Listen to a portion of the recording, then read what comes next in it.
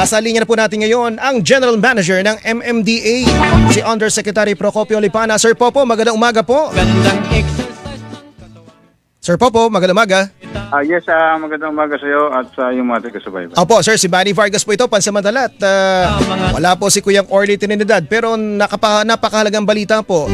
Dahil sa susunod na Lunes, ay may ipatutupad na yung mga pagbabawal sa mga e-trike, mga e-bike at tricycle sa mga pangunahing lansangan.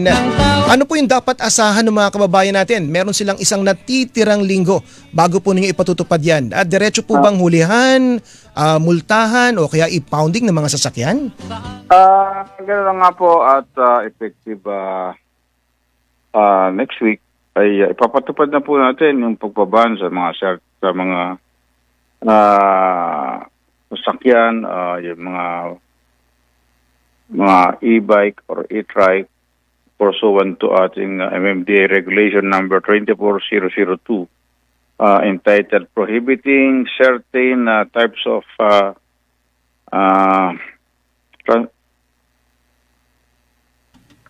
transportation and other forms of conveyance from traversing national roads, circumferential roads, and radial roads in Metro Manila. Ang coverage po nito ay all tricycles, pushcarts, pedicabs, and kuligligs, as well as e-bikes, e-trikes, and other electric vehicles defined in Section 2.5, 2.8, and 2.10 of the LTO Administrative Order Number 2021-039.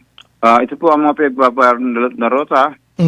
Particular po ang Recto Avenue, President Quirino Avenue, Arneta Avenue, EDSA, Katipunan, and CP Garcia, Expressway, Ross Boulevard, Top Avenue, Osmeña Highway, Shaw Boulevard, Ortigas Avenue, Magsaysay Boulevard, Aurora Boulevard, Quezon Avenue, Commonwealth Avenue, Bonifacio Avenue, Rizal Avenue, Delpan, Marcos Highway, MacArthur Highway, Elliptical Road, and Mindanao Avenue. Marcos Highway, Boni Avenue, Espanya Boulevard, and all other roads and thoroughfares that may be defined by the MMDA. Opo. Yusek, pag dinaw lamang po, bawal po sila na dumaan pero pwede po sila, papayagan po silang tumawid. Tama po ba? Bawal po silang dumaan pero pwede po silang tumawid. Ayan. Halimbawa po kung kahabaan ng Espanya, yung Maseda, mula sa kabilang side po ng Maseda, pwede silang tatawid lang na Espanya papunta sa kabilang bahagi.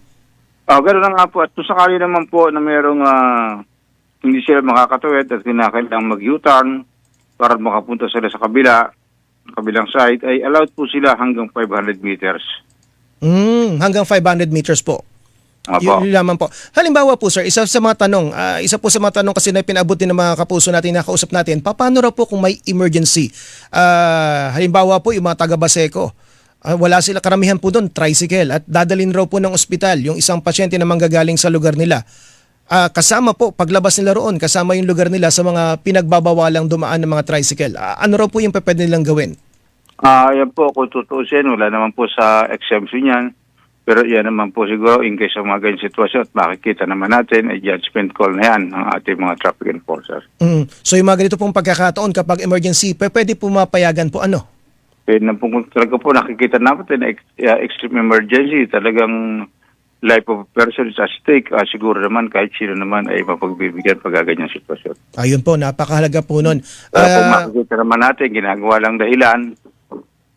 Ay, palusot at, lang. Hindi papalusot lang. Hindi naman po tama yan. Ayun. Pero ito po, wala po ba nakikipag-usap, nakikipag-areglo halimbawa sa Metro Manila Council, diyan po sa inyo sa MMDA na sabihing baka pwedeng i-extend nyo pa kasi kabuhayan namin yung nakataya. O kaya naman po, masyado naman kayo mahigpit dyan sa MMDA, baka pwedeng meron pa kayong grace period. Ayan. Wala naman po. Hindi naman po sa natin sila totally pinagbabawalan. Marami naman po tayong kalye. Ang pinagbabawalan po lang po natin, yung talagang mental repairs, kung saan mabibilis ang sasakyan. Ito naman po ay primarily for their safety at mga safety din ng kanilang mga pasahero.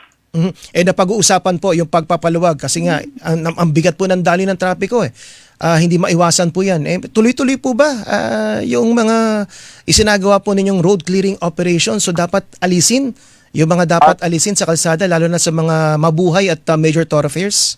At tuloy-tuloy po yan, araw-araw po yan. At katulad na rin po naman natin ang ating mga local government unit, mga traffic unit ng local government. Sir, panghuli na lamang po, Yusek Lipana. Kumusta naman po yung mga tauhan po ng MMDA, lalo na yung mga traffic constable, nakababad sa kalsada, yung inyo po mga tagalinis na naaarawan, nasisikatan po ng araw, inaabot na matinding sikat ng araw, lalo't napakainit po ng panahon? Okay naman po at tuloy-tuloy naman po ang pagbibigay natin ng mga libreng tubig sa kanila para siguradong hydrated sila. So para wala naman pa tayong naitala na stroke or what. Opo. Ito po, no, meron kayong mga water station po dito, halimbawa dito sa may malapit lamang po sa GMA, doon po sa may Ortigas C5 kung di ako nagkakamali, at ilang pang mga lugar. Ito po ay bukas po, no, para sa mga pribadong motorista na kung mga ngailangan ng tubig, pwede silang kumuha po ng supply doon para makainom?